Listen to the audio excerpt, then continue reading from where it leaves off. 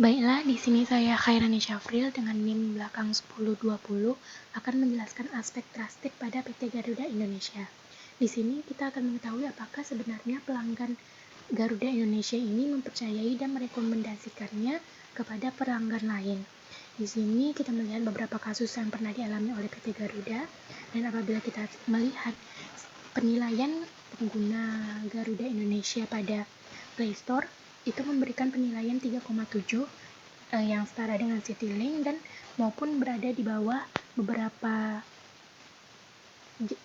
pemberi jasa lainnya seperti yang dapat dilihat di gambar, namun lebih baik dibandingkan dengan Lion Air maupun Batik.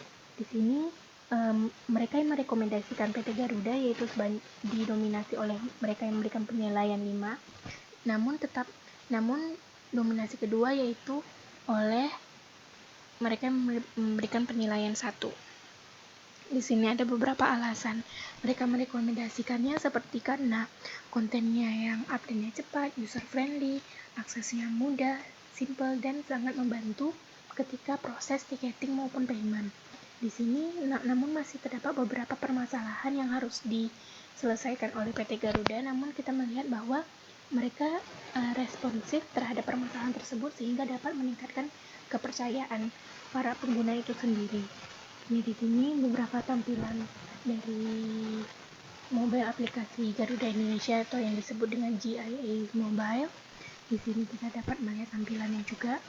Nah, di sini untuk Garuda Indonesia sudah dapat menggunakan e-payment atau mobile payment. Seperti yang dilihat pada gambar, terdapat banyak pilihan pembayaran, dan di mana pembayaran ini telah dijamin oleh pihak-pihak yang memiliki sertifikasi keamanan dan keamanan transaksi dijamin oleh DigiCert.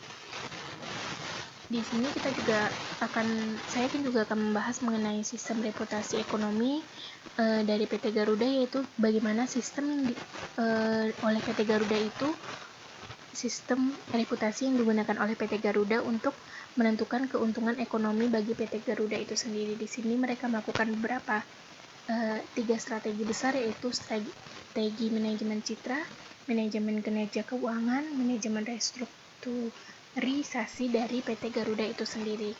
Nah, di sini ketika kita membahas monetisasi data pada PT Garuda Indonesia, mereka menerapkan platform teknologi Sabre yang dimana di sini dapat mengoptimalkan operasi harian hingga memungkinkan sebagai bahan pertimbangan dalam pengambilan keputusan yang lebih baik dan mendukung pendekatan yang lebih proaktif dan cepat pada gangguan, sehingga dapat meningkatkan kepercayaan para pengguna jasa Garuda Indonesia itu sendiri.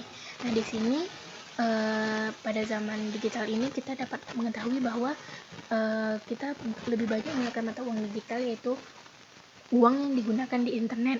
Nah, di sini untuk pembayarannya itu disebut dengan payment gateway, di mana membantu sistem pembayaran dari pembeli hingga kepada penjual secara online. Nah, di sini PT Garuda bekerja sama dengan Mitrans, di mana dapat membantu PT Garuda ketika pembayaran online, risk management dan chat commerce, dan menyediakan pembayaran debit maupun kredit dari berbagai bank besar di Indonesia. Nah, di sini selain kami mendapat informasi bahwa selain digunakan oleh PT Garuda, Mitrans juga bekerja sama dengan Tokopedia, Traveloka, dan Cinemax, yaitu perusahaan bioskop di Indonesia.